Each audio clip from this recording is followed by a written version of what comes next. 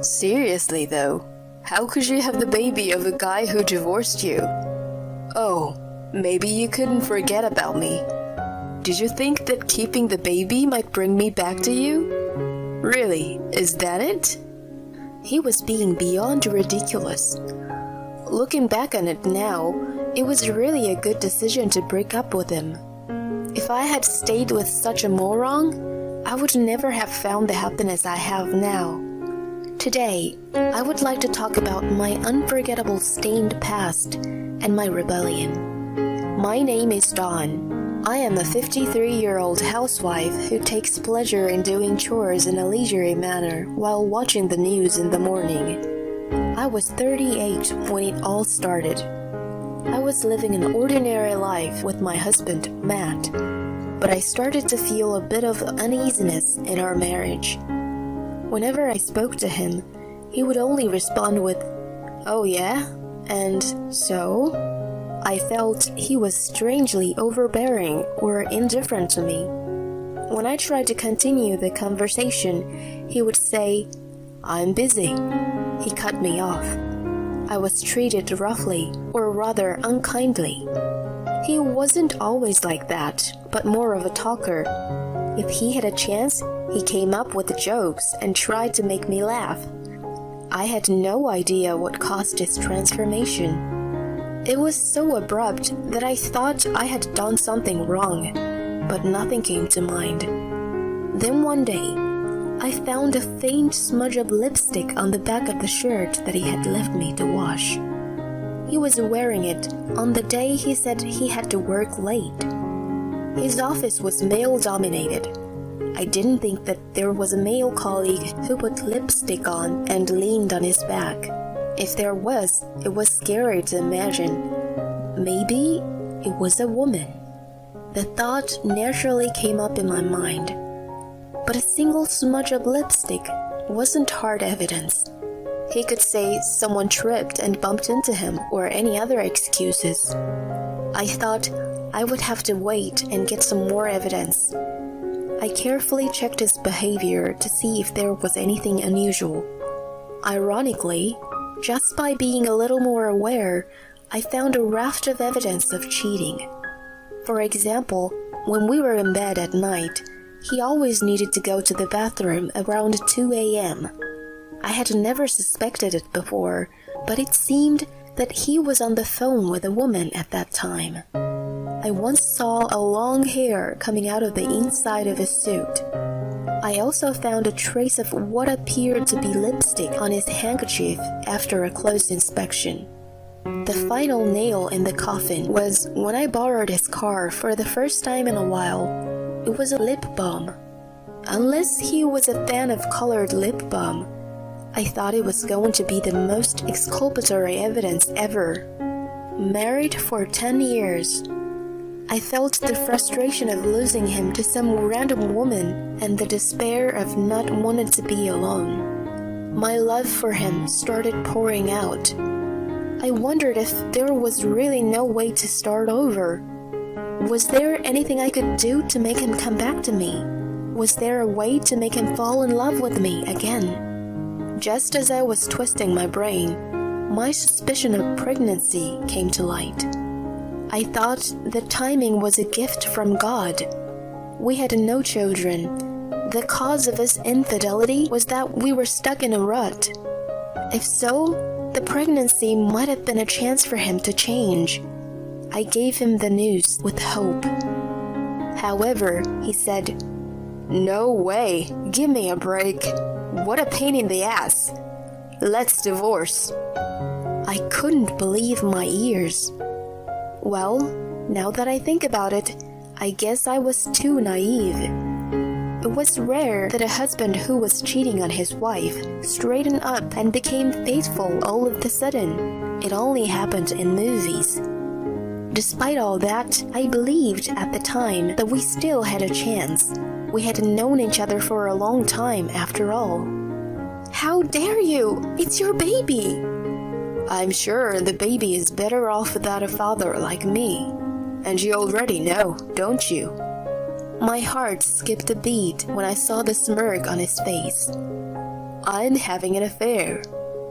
I had planned to use the pregnancy as an opportunity to reconcile our relationship without acknowledging his adultery. I felt as if I had been pushed off a cliff. I thought that if the affair came to light, the marriage would become strained and he would not come back. It was another naivete on my part. I wanted you to find out, so I did everything I could to leave evidence, but he didn't say anything at all. I'm getting tired of it. What do you mean? I've been waiting for you to tell me. No way you're cheating on me. I want a divorce. Don't make it harder on me. You're joking, right? I won't go through all this trouble just for a joke.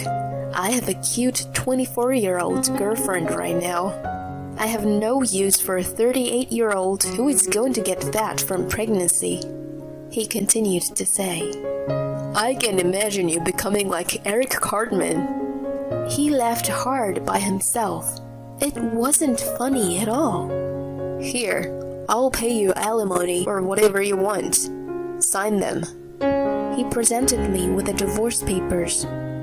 I cried for 3 days and 3 nights. When I noticed that he stopped coming home, I finally made up my mind and went to see an attorney. 5 years had passed since then. I was afraid of being alone at an old age, but I fortunately remarried my childhood friend, Larry, who was also divorced. We were living modestly with our child. Larry's ex-wife had been unfaithful, and he went through a hard divorce as well. Because we had been through similar pain, I felt very comfortable being with him. He took me out to a fancy restaurant for our wedding anniversary and gave me a nice gift for my birthday every year. He made sure that I knew he loved me. I prayed that those happy days would go on forever and welcomed another wedding anniversary. It was supposed to be a pleasant dinner at the usual upscale restaurant. Oh my God, it's Dawn. It was Matt, who frowned when he saw me. Why are you here? I couldn't help but show my dismay. What a tragedy. I happened to run into him as he came out of the restroom. I am entertaining my client. I am busy. Unlike you, just hanging around carefree. He suddenly looked behind me and came up closer to me. Oh, so you had my baby? That's disgusting. He pulled up the boy's hand and said something outrageous while staring at him. Seriously though, how could you have the baby of a guy who divorced you? Oh, maybe you couldn't forget about me. Did you think that keeping the baby might bring me back to you? Really, is that it? He smirked while he pulled the boy's hand and spun him around on the spot. The boy's face gradually became red and scrunched up. "Ah!" he wailed. "I am being kidnapped." I'm your daddy, little boy. Mommy's right there. He's stupid just like you, isn't he? At that moment, a man around 6'3" tall appeared from behind and grabbed Matt's arm tightly. The boy is mine. Huh? Matt's confused expression almost made me laugh. Is this your new husband? I kept my mouth shut. I don't know what you're talking about, but you don't think you're going to get away easily after making my son cry, do you? The tall man glared at Matt. Heavily tattooed arms were on display from his rolled-up sleeves. When Matt noticed them, he instantly became pale. Hey, Dawn, stop your husband. She's not my wife. What? Matt was confused again and looked back and forth between me, the man, and the crying boy. Then, who is this boy? Before I knew it, Matt had his arms held behind his back by the man. He's a suspicious man who repeats crazy things. Someone get the staff. There is a man here who is harming my child. The man's shout caused the commotion in the restaurant. I was thinking my precious wedding anniversary was becoming eventful and smiled. It became better than I expected by a coincidence. Hey, this is the man. I saw him grab this little boy by the arm. Matt was taken aback when I pointed him to the staff. Hey, wait, Don, what are you doing? Seriously, I don't understand what's going on. He was yelling frantically. I am not his wife, and the boy is not mine, much less yours. But he was standing right behind you. You were standing in the doorway of the restroom. I guess he couldn't get in. He was just following his dad, and you interrupted him. I know you wanted to make fun of me, but you can't be so quick to judge. Why don't you learn to observe a bit more? Shut up. I don't need your lecture. Well, I guess my kindness won't reach a prowler. I'm not a prowler. You grabbed a strange boy and told him that you were his daddy. How is that not suspicious in any way? I am telling you. What's more, you said to him that I was his mom. Do you still think that we're together? When I smirked at him, his face turned bright red, and he shouted, How dare you! The man at his side put more force into his restraining hand as Matt's voice got louder. Dude, let me go. I'm innocent. Innocent of what? You made my little boy cry, didn't you?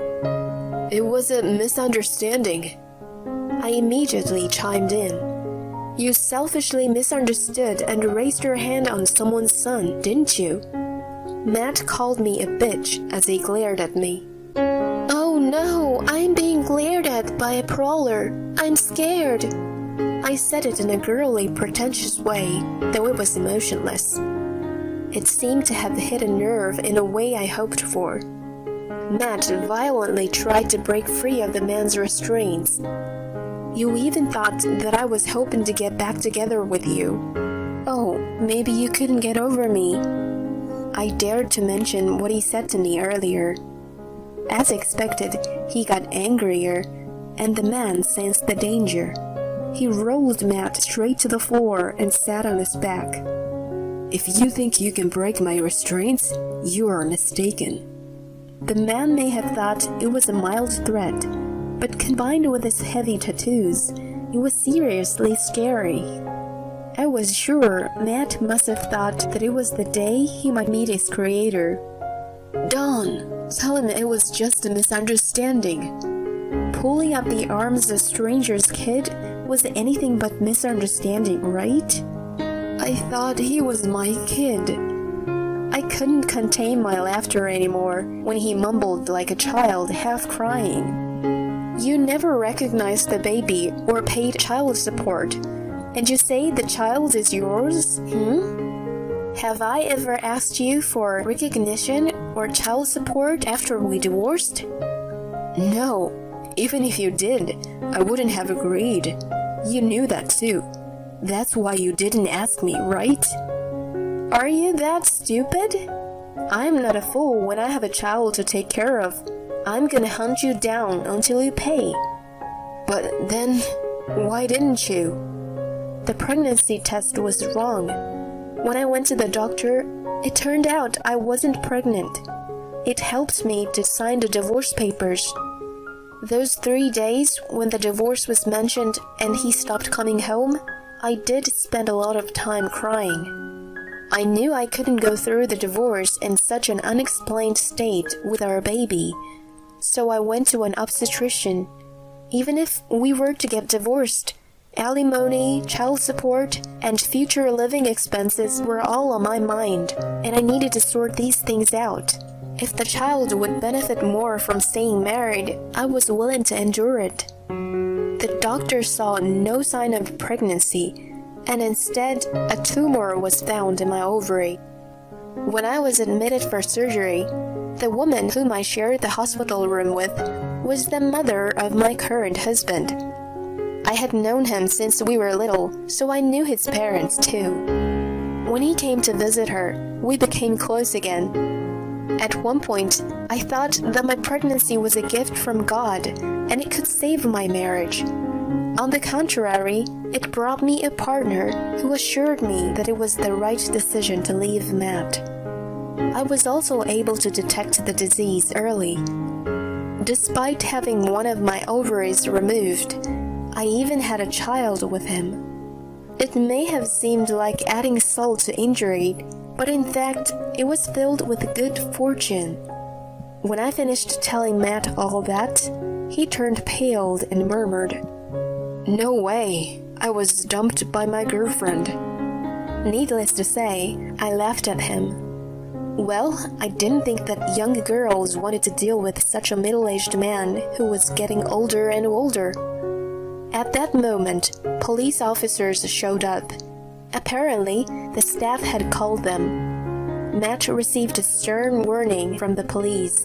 The misunderstanding was cleared, and he sincerely apologized to the boy's family. The incident was solved without a criminal charge against him. The police seemed to really scare him to the point of changing his attitude. I received an apology from him as well. He didn't know where I lived, so he went to my parents and showed his remorse. He apparently realized that he was wrong for leaving me in the worst possible way. He was getting older, was dumped by his girlfriend, and no one wanted to be with him anymore. He was completely broken down by the whole affair and felt lonely with no one to comfort him. Well, I didn't care if he apologized. I continued to ignore him. If I hadn't bumped into him there, I never really thought of him anyway. Incidentally, Larry noticed that I was gone for a while and came to check on me that day. He thought that it may have been the first and the last chance for me to get back at Matt. He dared to watch the situation from the shadows.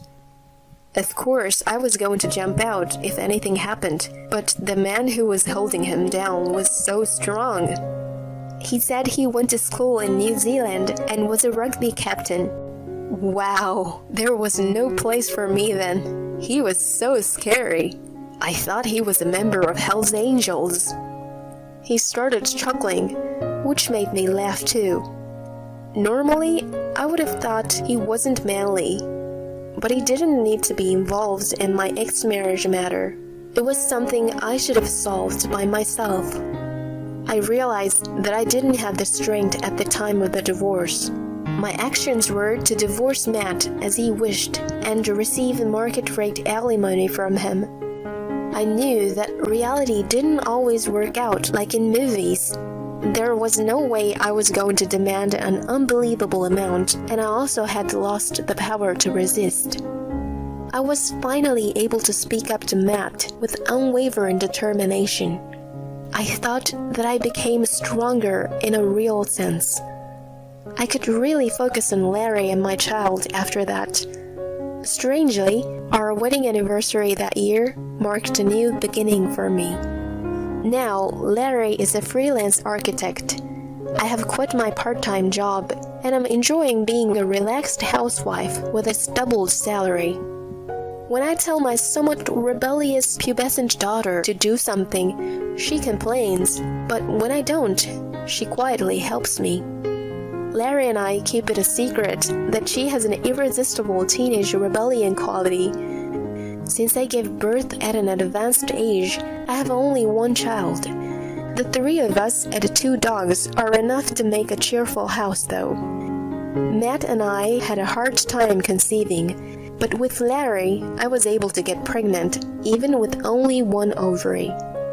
I guess this is a fate in a sense, the dream of marrying my own special person, which I secretly longed for when I was a child. I never thought I would be able to fulfill it through a second marriage. It's almost like a fairy tale. I cherish the happy days that come as a matter of course, but never take them for granted. I'm the only one who doesn't get a cake at the birthday dinner. You are a demon, not my family. You're a malevolent entity that needs to be driven out of the house immediately. We should throw holy water at her and recite St. Michael's prayer. Let's drive the demon disguised as a daughter-in-law and bring peace into our home. What the? Wait a minute. You've got to be kidding me. My mother-in-law grabs the bottle of holy water with great enthusiasm and turns to face me. Her eyes are blazing, and it's as if she's possessed by a demon. I'm sure she's unaware of her own ugliness. Sean, Jason, help me. The cry for help is ignored. The father-in-law and my husband silently clutch the rosary. Oh no, do you all hate me that much? I've endured the daily bullying of my mother-in-law and have done my best with the housework. Today is September 29th, so it's a perfect opportunity to do this. You should be thankful that I let a demon live among us for a little while. She raises her arm in the air, and I squeeze my eyes shut involuntarily. Hey, what are you guys doing? I open my eyes slightly to see the cause of her panic. I see everyone's looking at her, and the story goes back some time ago. I don't mean to brag, but my husband Jason and I are so in love with each other. He's a gentleman, although he's a little too serious. He understands that I tend to get absorbed in my work and takes very good care of me. He's a really good companion. We got married a few years ago and finally bought a house at the end of last year. It's a bit of a headache though when I think about the mortgage, but I'm happy because I felt like we have really become a family. My relationship with my father-in-law Sean is excellent. Like Jason, he's serious and a bit careless. He's now retired, but when he was a business person, he was admired by many of his colleagues.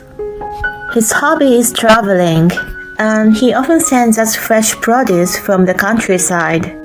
He often compliments that Jason is lucky to be married to me. I feel tickled every time he does. The problem is, hello Jason, it's your birthday coming up, and I'm coming to your house to celebrate. Mom, you don't have to come over for every event. We just saw each other last week, remember? What are you talking about? We are your family. We should be together all the time. I suppose Erin won't feed us well, will she? I groan at her high-pitched voice leaking out of the phone. The only problem in my happy marriage is my mother-in-law, Megan. I've been subjected to criticism and harassment like this from the very beginning, and it's gotten worse over years. She barged into my house unannounced, says that it's not tidy enough, and starts cleaning on her own. When she calls my name in her piercing voice, I begin to brace myself. Jason says that she's had a very peculiar personality since he was a child. She used to be a tiger mom, locking him up in his room and making him study. She was also a very economical person, or rather a cheapskate. She was so stingy that she hardly bought him toys. In the past, she was so frugal that she did not celebrate any holidays and events. When Jason mentioned to his friends that his family didn't particularly celebrate Christmas, it spread in the neighborhood. After that, she became morbidly obsessed with any events. When I asked him how she came to be like that, she answered with disgust. She has relatives who are well off, and they are all highly educated. She's jealous of them. Huh? Is that the only reason? It's ludicrous, isn't it? I think she sees you as an enemy because she has a complex about her low education. I did graduate from an academically well-known university. That was the result of my efforts. I worked my butt off to get accepted there. I don't deserve to be resented for that. There's no way I can tell her this straight out though. If my relationship with her deteriorates, Sean will be affected too. Jason would not feel good about it either. I'm sorry that she's been hard on you. No, it's not your fault. Even though she's a strange person, I only see her a few times a year. I thought it was bearable until recently. She has been making direct remarks to me more frequently than before. It's become difficult for me to smile and shrug it off, and I've been avoiding her as much as possible. However, it is not uncommon for mishaps to occur. Do I have to deal with this person for the rest of my life? I wait patiently for the call to finish. A week before the birthday dinner is planned, I decide to speak to Sean. I know that Megan will complain no matter what, but I want to at least be prepared. I don't even know what time they plan to come over. After a few rings, I hear his voice come through. Hello, Sean. This is Erin. Oh, Erin. His voice gives me an uneasy feeling. It sounds less energetic than usual. Normally, he excitedly tells me about his recent travels or about his hobby of collecting antiques. My hand holding the phone tightens as I wonder if something is wrong. What's wrong? You sound to be in low spirits. Well, you know. He says that some of the antiques in his collection have gone missing. It's only recently that the numbers start decreasing. Some of them he has treasured for decades are gone. Thinking it might be a thief, he consulted Megan, but she brushed him off as his imagination and didn't take him seriously. He explains sorrowfully that his memory has deteriorated since his retirement, and he isn't confident to report to the police. I'm sorry, this has nothing to do with you. Don't be, thank you for confiding in me. No matter how much his memory is failing, I don't believe that he would misunderstand such an important thing. There must be something going on. I get a hunch, so I tell Jason about it as soon as he gets home. After listening to my full story, he gasps, remembering something.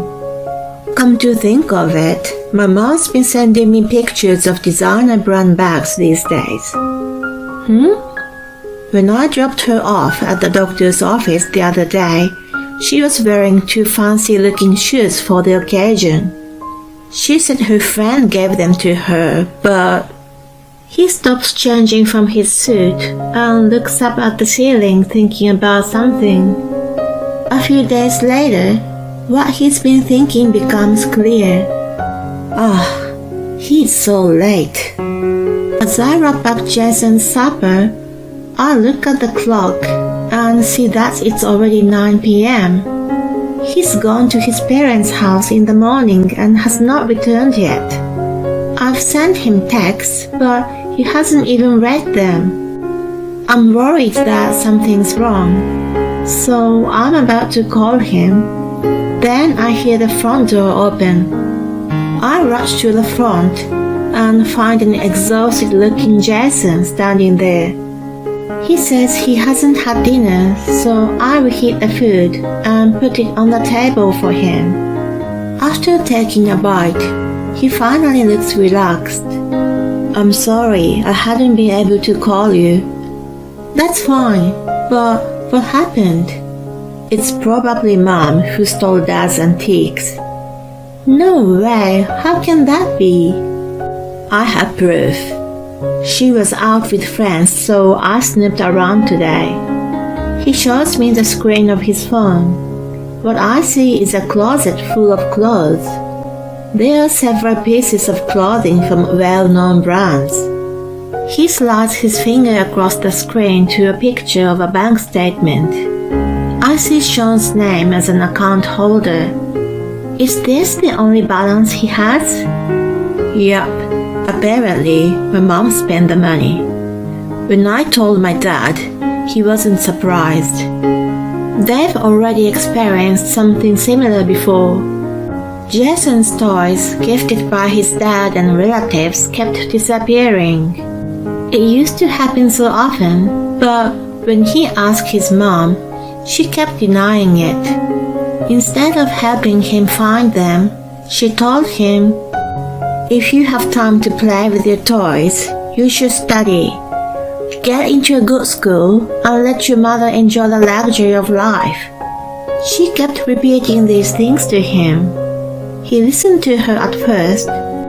She told him to study, but she did not allow him to get a tutor or buy him reference books. Her attitude was so contradictory that he began to distrust her. By the time he was in high school, he had become indifferent to her comments. So I talked it over with Dad. He told me in a low voice about the plan he had. Jason's birthday has arrived. Megan comes over wearing a flashy pink dress. I can tell that it's a designer's brand from the logos all over it. Sadly, it doesn't suit her at all. I look away in shame, but she doesn't notice at all and comes into the house as if it was her own. Sean apologetically glances at me. She mentioned that she would bring the food for us today, so I prepared only the bare minimum, some snacks and drinks. She begins putting out the items she bought one after another as soon as she enters the living room. They all seem to come from the gourmet deli, and the salads and hors d'oeuvres look all very fancy. It only makes me feel disgusted after hearing Jason's story. I can't help but think that her dress and all of these foods are bought with Sean's money. When the table is about to be filled with a lot of food, she excitedly sets a box of cakes. Jason is puzzled when he sees it. What? Only 3 pieces? Well, I don't eat a lot of sweets. Erin, can you cut them into small pieces? Sure. What are you talking about? They're from a famous patisserie. It was hard to get them. Anyway, there are only 3 people in the family. Megan deliberately puts her hands on her chin and lowers the tone of her voice. Erin is not a family member. She's a demon. Demons don't eat cakes. She puts a smirk on her face. I'm so taken aback that I can't say anything back. I've known that she's an outrageous person, but I never thought she would call me a demon. I glare at her, but she seems nonchalant. She waves her hand to me as if she's trying to get rid of an insect. Then she grabs something from her bag. It's a small bottle of clear liquid. I have an idea. Let's throw holy water at her. Let's drive the demon disguised as a daughter-in-law and bring peace back into this family. She opens the lid with great enthusiasm and turns to face me. Her eyes are blazing, and she looks like a demon herself. I'm sure she's unaware of her own ugliness. She looks at Sean and Jason and shouts for their agreement. Today is September 29th, the birthday of Saint Michael, the Archangel, so it's a perfect opportunity to do this. You should be thankful that I let a demon live among us for a little while. Hearing her shriek, I clench my fist tightly. If she goes this far, I can't remain silent. Just as I'm about to stand up, Jason restrains me with his hand. He gives a sign to Sean, and the 2 of them stand up at once. Megan looks up at them with her mouth agape. That's enough, Mom. We know what you've been doing. What do you mean? You stole Dad's antiques, didn't you? I've no idea what you're talking about. It's not just his stuff. You have taken my video games and birthday money before and used it to buy some meaningless brand name crap. What do you mean by meaningless?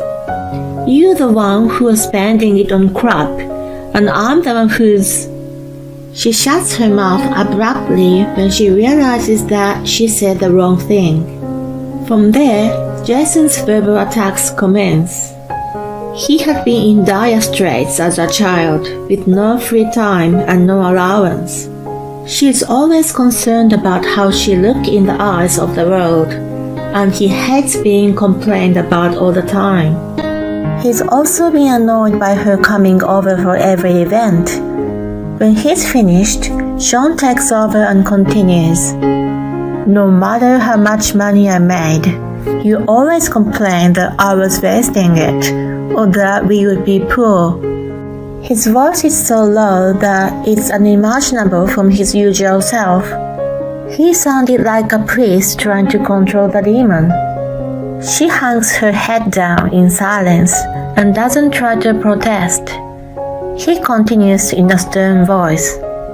You never fed us well, yet you've spent all my money. What more do you want to take from me? He snatches the bottle from her hand and throws the liquid at her with all his might. Stop it! You're the one who told us to get rid of the demon. That's right, we drive you from us. Come on, get out, unclean spirit, infernal invader. She stands up, her face bright red after being splashed by the water. She wobbles to the door and walks out of the house. Half a year later, this looks delicious. Did you make it? Yes, I hope you like it. Bon appetit. We are sitting around the dinner table. After the drama, Sean immediately confronted Erin with the divorce. It's still in process, but so far so good. He's freed from her calamities and is now leading a healthy lifestyle as if nothing ever happened. Although he couldn't get all of his antiques back, he started collecting them again. As for Jason and me, we are expecting a new family member. We'll be a much livelier family next year. We are very happy, even though we still have to pay the mortgage, and the financial headaches will never stop.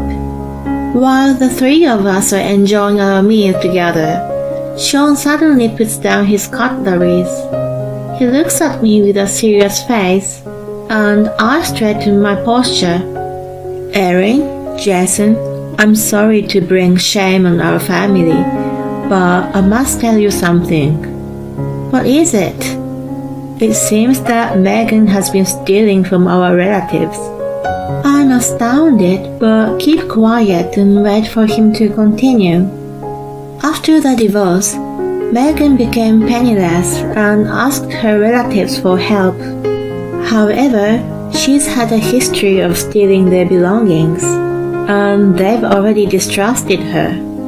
She has been working part-time jobs, but hasn't been able to hold them for a long time. Her pride must get in the way, which causes problems with her co-workers. Sean says that much and hangs his head down. If she ever comes here, you can send her away immediately. I'm sorry for scaring you when you're expecting. Please, Sean. Thanks to you, we got rid of her. Indeed, we've driven out the bad spirit with holy water, so it's alright. Jason's half-joke, half-truth seems to relax him, and he looks up with a smile. Jason took a glass of beer and pointed it at my stomach. A toast to my dad's new chapter and our baby. Cheers. Thank you, Jason and Erin. No brand name clothes and no delicacies from Gourmet Deli. Still, our table is filled with a lot of blessings.